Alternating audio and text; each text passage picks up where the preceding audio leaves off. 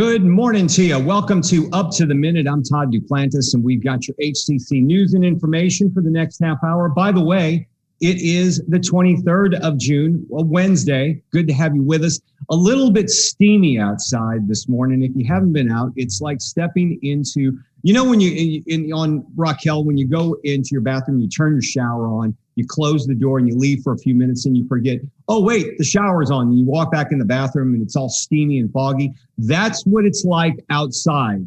At 7 o'clock this morning, it was that way. It was insane. 91% humidity out there. But hey, that's Houston in the summer. Yes. And every time I feel like that, I am about to pass out. So I'm not ready. So make sure you all have your water bottle on handy so that way you can stay hydrated, because I'm not sure what kind of summer it's going to be. Honestly, it's been a little hot. So it's been brutally hot. Seems early, but hey, that's just the way it is. Raquel, we want folks to follow us on our social media. Yes, please follow us on all of our social media. You can find us at Houston Community College District on all platforms so that you can be sure to keep up to date with our latest features, news and events and more. And you can share this Up to the Minute podcast.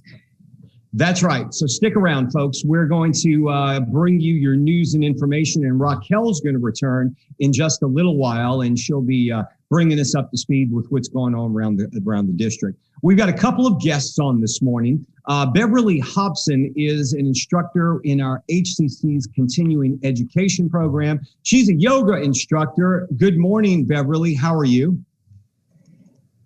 Good morning. Welcome to my living room yoga studio. Well, we're looking forward to talking with you. A lot of us may want to be relieving some stress, and I understand you can help them with that. Absolutely. And I just want to say, I love that free sauna that we have here in Texas. It's just my favorite part. Well, I tell people all the time, free. I complain about the humidity, but when I go to like Dallas or somewhere else, I have a hard time running in that type of heat. So I like the humidity, just not 91% of it. So right. All right, Beverly, we'll be with you shortly. Grab a cup of coffee and we'll talk with you soon.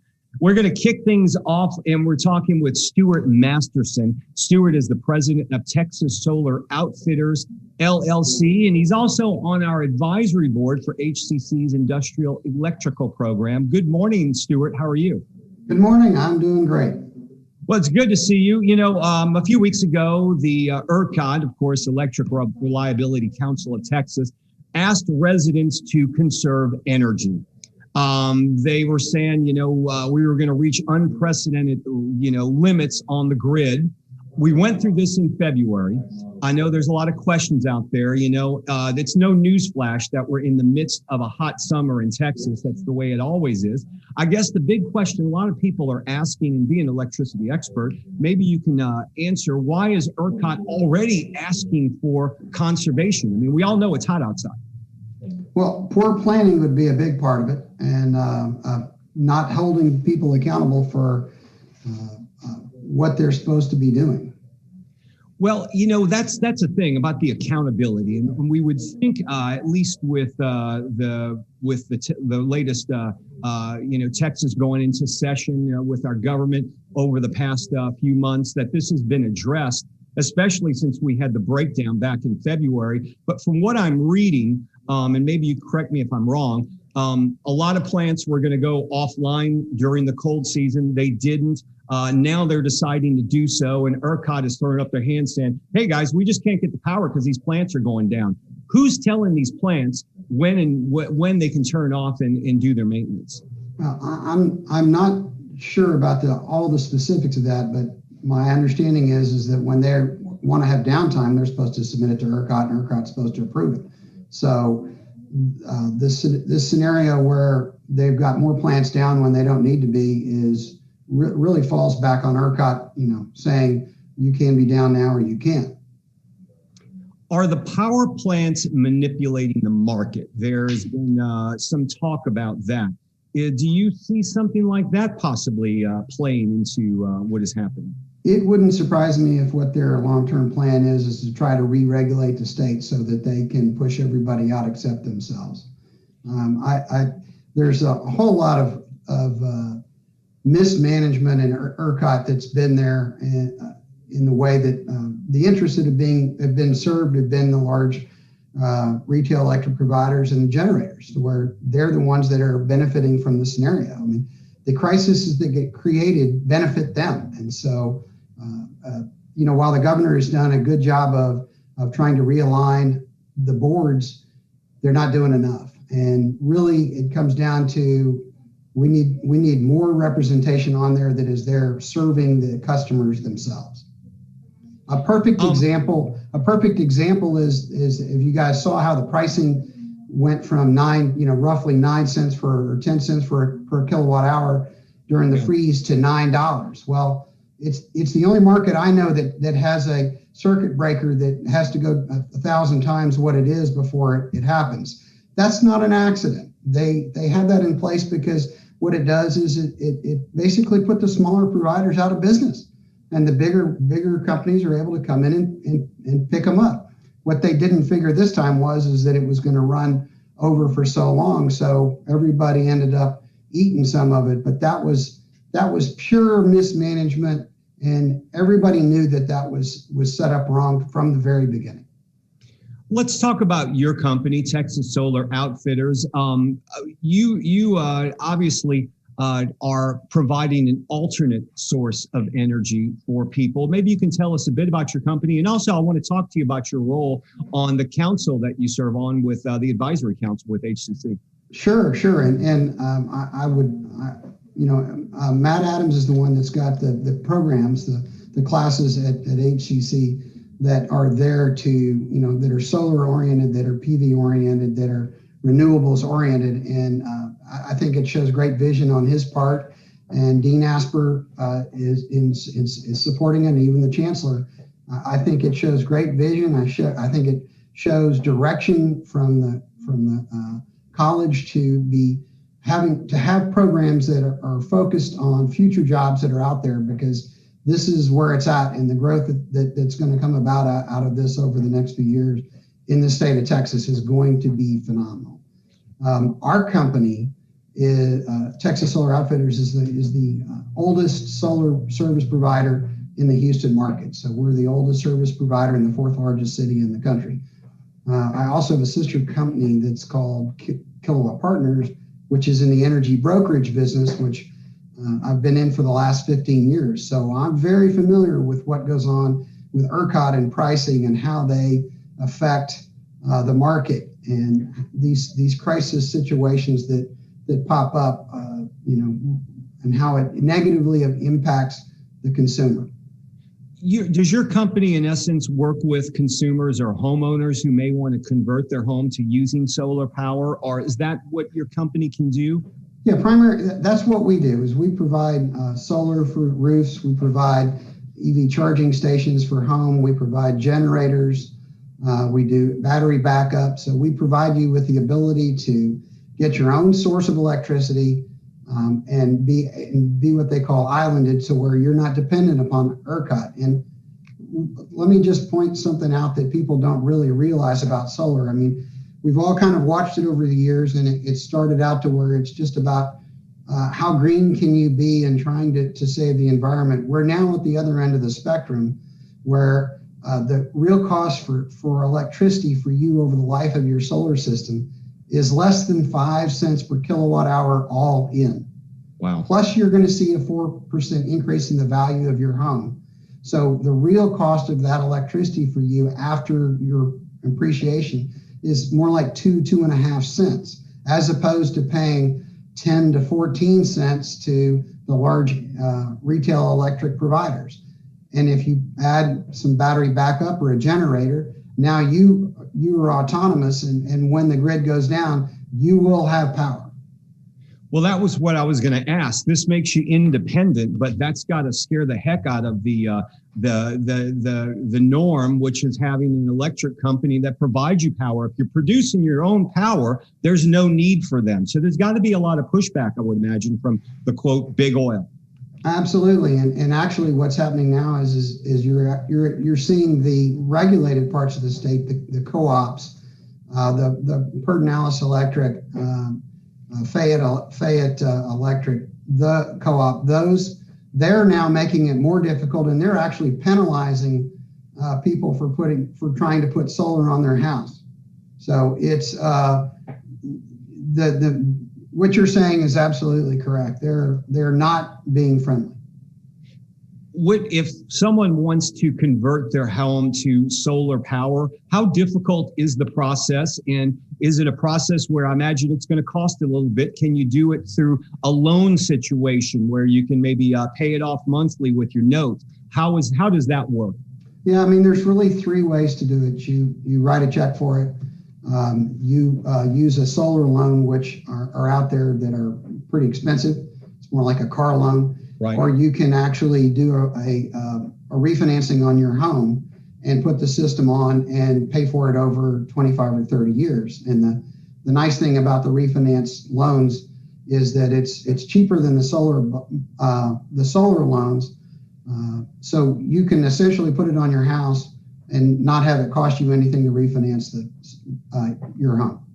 And when and by having the solar power, you don't have to have an electricity provider. You're providing your own electricity at that time? Well, no, that's not correct. You're always going to stay connected to the grid.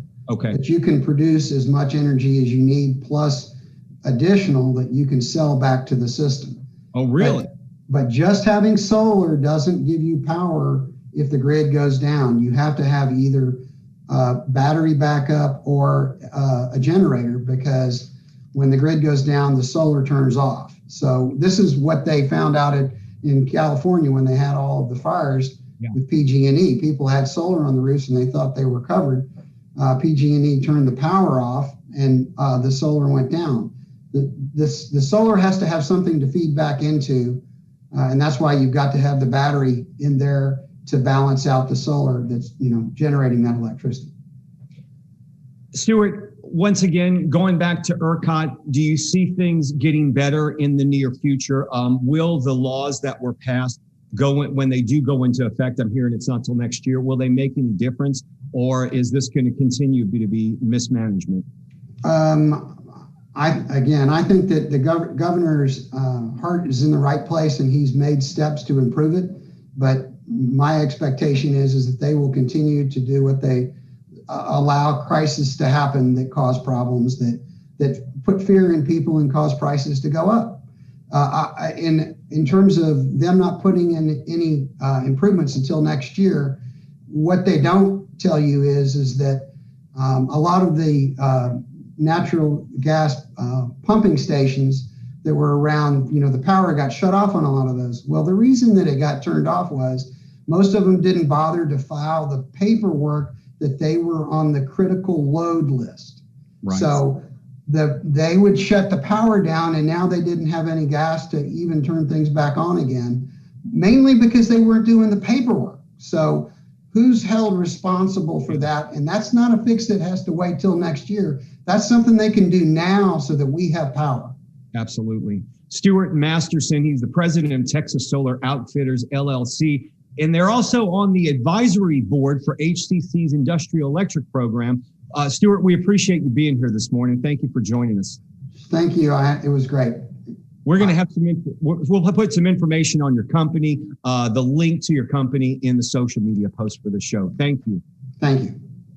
All right, we're going to move on and talk with Beverly Hopson. Beverly is with our continuing education program. She's an instructor for the yoga classes. Beverly, good morning again. Good morning. Nice to be on. It's good to see you. Before the show started, we were talking about stress, and you're saying that yoga is a great stress reliever.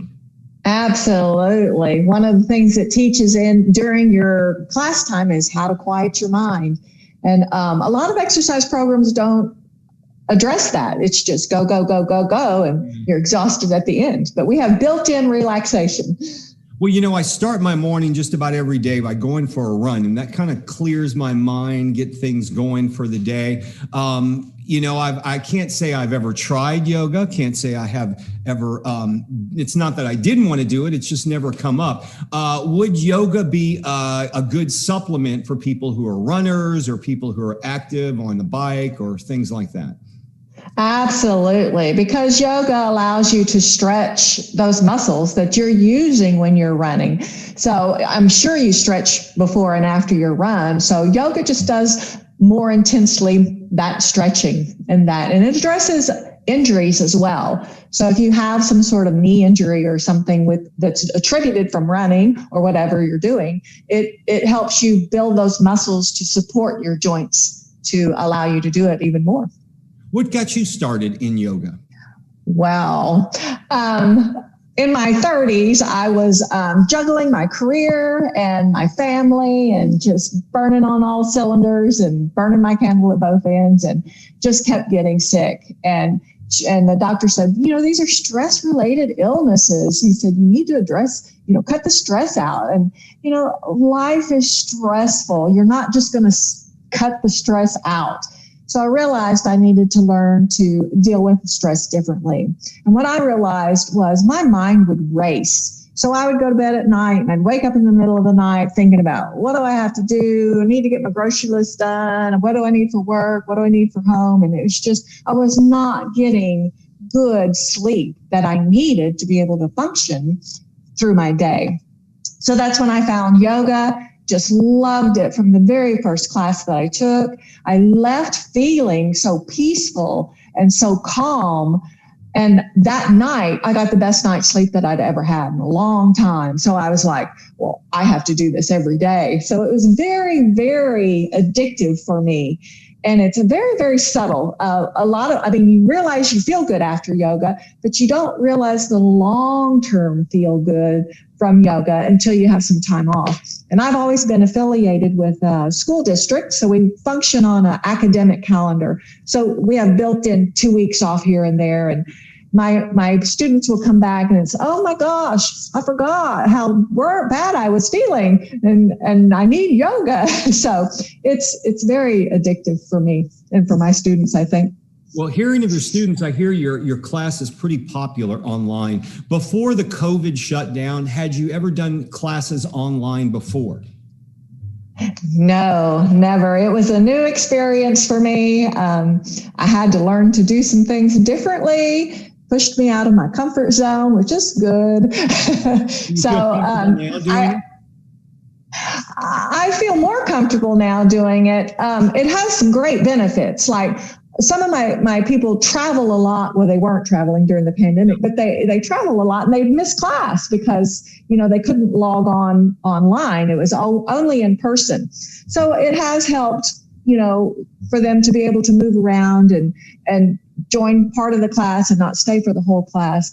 But I still feel I'm more efficient in person because I can see them better. I can make modifications if they're struggling. And sometimes in person, my whole class would be dazed and confused. And I realize it's me. I'm not giving instructions clearly. And I can't always tell that when I'm here in my living room by myself. I do have them on a big screen TV, so I can see little boxes. So are you back to doing some in-person classes and some online? How is that working right now? Right now, our summer semester is still completely online. Okay. We're hoping to go back in the fall and have a hybrid of both. I think they're going to limit my class size to about 10. And then if you don't make it to in person, you can log on online. So it'll be kind of the best of both worlds. Because I've gained some people that don't even live here in Houston. Yeah. That have logged on and joined my class. So they'll be continued. You've got a following worldwide now that we're on the internet. Well, worldwide, maybe statewide. Let me ask you this. You can clarify something for me. I always hear about hot yoga. Okay. I went and ran this. Yes. I mentioned it was 91% humidity. It was miserable, and I like the humidity normal. Explain. I do too. Why you would want to get in a hot room and do yoga. I don't get that. What is that all about? Well, hot yoga is very popular. Yeah. And it's about sweating, and sweating is releasing toxins and it helps your filtration. Your body's just a big filter. So it just helps your filtration system. Me personally, I can get that just stepping outside. I don't need to do my yoga in that environment. As an instructor, I have some concerns about it because those people who come to your class, they have to be very aware of their body and they have to be very hydrated. And medications could affect how they're functioning in that hot environment. So my concern would be for my yoga students and just not being able to monitor their bodies well. And so hot yoga, be careful with it. What about goat yoga? That's another craze. Goat yoga. Yeah, have you done that? Absolutely. No, I have not. But some of my people in my class have done goat yoga, and I've talked to them about it. You know, it's great if you like goats and you want to pet the goats. You get some yoga done, but it's mostly about communion with the goats, which is fun. Everybody loves goats. Yeah, everybody loves goats. Right. We know your classes are real popular. What's the secret of your success? Is it your connection with your students? Well, I guess so. I don't know the secret to my success. It's always very humbling for me to have so many people join my class, but I try to be very clear with them. I try to address their individual needs. You know, they come to me with knee problems, hip problems, shoulder problems, and I want to make modifications for them so that they're able to do the postures and not injure themselves more, but to build that weak area in their lives. I tell them all the time, don't push yourself. You know, take it easy. It's very different because most exercise programs, they're like, come on, 10 more. You can do it. You can do it. I'm like, kick back, relax. And I tell my students all the time, it does not benefit you at all to do something, to push yourself to do something that somebody else does easily. Right. You know, they may not have knee issues. They may not have shoulder issues. So you've got to respect your body. You've got to recognize your abilities and your limitations every single time you walk into that classroom, because it's different every time. Some days my balance is great. Some days I wonder if I've ever tried a balanced posture in my life. So you just have to take into effect all the things that are coming on. I read during the pandemic this article about we might all be in the same storm, but we're not in the same boat. So we're all different. Isn't it true? We're all different. We bring different abilities, different limitations to the table. So that's another reason I love yoga, because it just addresses the individuality of everybody. We've been talking with Beverly Hopson. She's with our continuing education department. She's a yoga instructor. You'd like to take her classes? We're going to put a link in the social media post for the show. Beverly, thank you for being here this morning. Thank you so much for having me on. All right. We'll talk to you soon. All right. Okay. We are going to move on to Raquel, and Raquel's got a little bit of our news and HCC information. Raquel, good morning again. Good morning, and thank you for having me. You know, I'm going to think about taking some yoga. You know, I didn't think about it in the past, but I do it online. It's, you know, I mean, come on, you got the hookup. You know how it goes. I know. Let me get straight to it. Yeah, and you got your own studio and camera there, so you could plug in your camera, and Beverly could watch your moves. Come on, you can do it. Hey, we never know what could happen. Well, speaking of just great things that are happening, withstand art during times of conflict. 2 HCC artists are in a juried exhibition of Latin art on resistance and the ramifications in the arts. HCC art instructor Angel Castellan and HCC graduate Jack Garcia are featured. I think this is just really amazing at the Holocaust Museum, Houston, and it just opened this month, you all, and it's running all throughout September. We will have the link to the Holocaust Museum Houston for more details. I just think that's amazing, Todd. What do you think? I know it's a great program, and it's good to hear that we've got some HCC folks involved with it as well. Okay, summer shorts, drama practicum. Well, our HCC drama majors, they're featured in a series of short plays selected to challenge actors to elevate both their verbal and physical acting techniques. That should be interesting. They also are engaging technical theater students in brand new ways. This premieres on HCC's Virtual Arts Center YouTube channel. 7:30 p.m. Thursday, July the 15th. It's free. You'd like to know the information, we'll put some information in our social media post for the show. Hey, and Raquel, over at Northline, the Northline campus, they are about to launch an honors program. Yes, I'm super excited to hear about that. Students in Northeast Houston now have the opportunity to apply to the HCC's Honors College program at Northline campus. It offers scholarships, free books, counseling, and possible travel aboard. And when I say that, I've had an opportunity to do a story on the Honors College at Stafford, and I was just blown away about the students and how they have learned so much from the Honors College. Dr. Deanne Schlanger has poured so much into the students, and she is just amazing. So if you have the ability to apply for the Honors College, I encourage every student to do so. It's happening fall 2021 applicants are open to graduating high school. Seniors with a 3.5 GPA, these are the requirements, or adults who demonstrate college readiness. For more information, please contact Dr. Cheryl Peters, and we will have her email in our post after the show. Students, you don't want to miss this opportunity because it's pretty cool. All right, and we've got some more information for you. This one involving our fast track training program. Let's say you want to get into a new profession, but you might need some certificates. I'll try talking again. You might need some certificates or proper training to get into that job where you can make a lot of money. Well, HCC's got a number of programs where we can get you trained and certified, get the training you need, and your tuition is paid for by grants.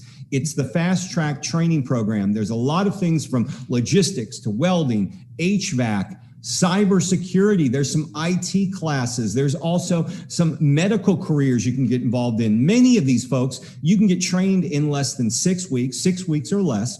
All of your tuition is paid for. You have to go to the website, you pick out the program you want, you fill out the information, they get back to you, and bam, you get approved, you're in the program. Go to hccs.edu/fast-track for all the information. We'll have the link in that social media post for the show.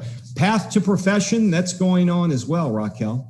Yes, speaking of wonderful experiences, like the traditional work study program, this provides students with the opportunity to earn money. Must I repeat it again? Earn money and gain real-world profession experience in their field. Come on, it's almost like a paid internship in a sense. So you can visit and find out more information at hccs.edu/path to profession. Don't miss this opportunity, students. And I just love how HCC provides these wonderful avenues for these students. Yeah, we also have a program too, which you can go to our website and you can look in our social media and find out about it. It's called the Eagle Promise Program. And that one is a program where students who are approved through HCC, you have, say, some grants that pay for part of your tuition. You have maybe a scholarship that pays for a little bit, but a lot of it's left on you. This program picks up the rest, Raquel. They pay for the rest of your tuition that's not paid for by your grants or scholarships. In essence, you're getting free tuition. Can you believe that? Speaking of a blessing, that is the epitome of a blessing, especially for students who really have the passion for going back to school, but just don't have the means to do so. And HCC is standing in the gap. Yeah, and if you're a high school senior who graduated not knowing what to do and you're thinking, I just can't afford college, don't let that stop you, because the Eagle Promise works for high school seniors as well. So check it out. It's hccs.edu/free degree if you want to go join them for that and learn more about it. Okay, summer classes, they're ongoing on our campuses again. That's right. We have in-person classes on HCC's campuses across our district. Summer session 1, that's happening now. Summer session 2 is coming up. In the fall, more classes are returning to our campuses. You still can learn online. You still can take some hybrid courses with a mixture of in-person and online, and in-person classes are now in session. hccs.edu/now is the website to register. Tomorrow, Raquel, is Virtual Family Fun Day. Yes, sounds super exciting. When we spotlight, this is the day where we spotlight HCC's Excuse me, I see H and I just immediately think HCC. It's HEB's literacy program and what it's planning for the summer. And it will be another gaming day for us, a gaming day, but not digital. Think board games and Dungeons and Dragons, as well as some coffee. It's all managed by one of our students who will be here to tell us all about the popular spots. So don't miss this if you're a gamer. All right, that'll be cool. All of that tomorrow on Thursday's edition of Up to the Minute. Raquel, thanks for helping us out today. Thank you for having me, Todd. All right, and we'll see all of you tomorrow live, 10 a.m. right here, Up to the Minute.